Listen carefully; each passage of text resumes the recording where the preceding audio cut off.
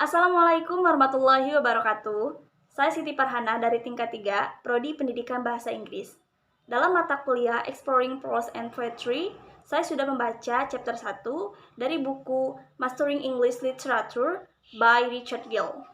Dalam chapter ini membahas 10 poin tentang puisi. Mari kita bahas satu persatu. Poin pertama yaitu tentang puisi di halaman. Mempelajari puisi tidak seperti ucapan atau tulisan biasa. Puisi adalah objek yang dibuat khusus dalam kata-kata. Puisi berasal dari kata Yunani, yaitu membuat. Poin kedua, yaitu puisi terdiri dari kata-kata. Ada 2 poin tentang puisi dan semua sastra. Pertama, puisi dibuat secara khusus, berarti mengatakan bahwa itu adalah seni. Kedua, puisi mengatakan sesuatu yaitu tentang gagasan, tentang perasaan, tentang orang, tempat, atau peristiwa. Poin ketiga yaitu ada 2 cara berbicara tentang puisi. Untuk berpikir tentang sastra, membutuhkan 2 jenis bahasa. Yang pertama, bahasa khusus yang memungkinkan kita menjadi jelas tentang seni sastra. Yang kedua, bahasa yang lebih umum tentang subjek sastra. Apakah bahasa khusus diperlukan? Beberapa orang mengatakan bahwa tidak perlu memiliki bahasa khusus. Alasan mereka bahwa pembaca seharusnya hanya mengandalkan apa yang mereka rasakan. Tetapi, jika kita hanya mengandalkan perasaan, kita akhirnya menulis tentang perasaan itu, dan bukan puisi itu sendiri. Ini berlaku untuk bahasa yang lebih umum maupun khusus. Bahasa yang lebih umum maupun khusus, kedua bahasa itu tidak dapat dipisahkan dan tidak ada rumus. Poin keempat yaitu membaca puisi. Ketika membaca puisi, yang dapat kita lakukan adalah membaca dengan cermat dan ada baiknya membaca dengan lantang. Saat membaca, kita harus memperhatikan hal-hal berikut. Pertama, berkonsentrasi pada setiap kata saat kita mendengarnya. Kedua, ingat bagaimana puisi itu berkembang. Ketiga, dengarkan seperti apa puisi itu terdengar. Mungkin lembut, marah, sedih, atau lainnya. Keempat, menyadari bagaimana kita bereaksi terhadap apa yang kita dengar. Yang terakhir, perhatikan kata-kata apapun yang berdampak sangat kuat pada kita. Poin kelima yaitu memikirkan kata-kata. Poin-poin yang harus diperhatikan ketika kita membaca adalah bagaimana kata-kata bergabung untuk menciptakan makna.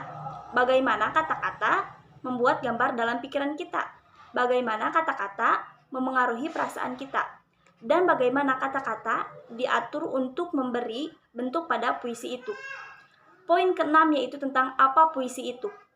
Memikirkan kata-kata puisi berarti memikirkan maknanya. Hal pertama yang dapat kita lakukan adalah bersikap realistis.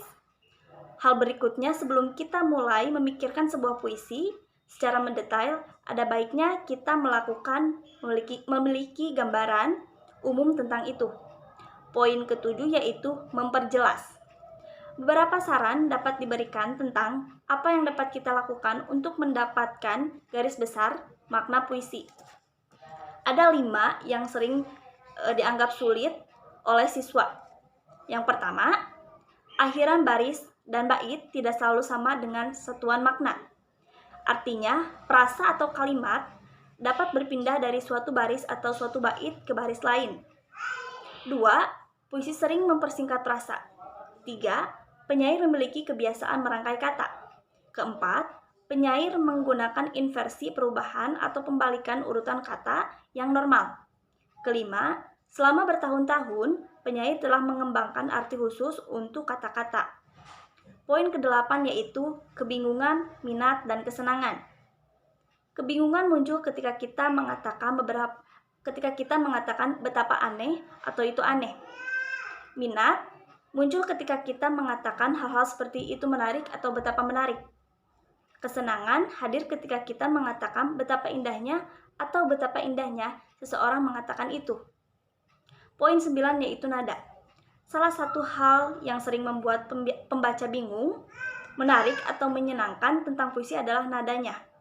Nada adalah istilah yang berasal khusus, yang bersifat khusus dan umum. Nasihat terbaik yang dapat diberikan tentang nada adalah Coba membayangkan penyair berbicara dan mendengar dalam kata-kata sikapnya terhadap apa yang dikatakan. Hal penting yang harus diingat, nada adalah warna emosional sebuah puisi. Nada dapat didengar dalam beberapa cara. Yang pertama, dalam irama puisi. Yang kedua, dalam tekanan-tekanannya.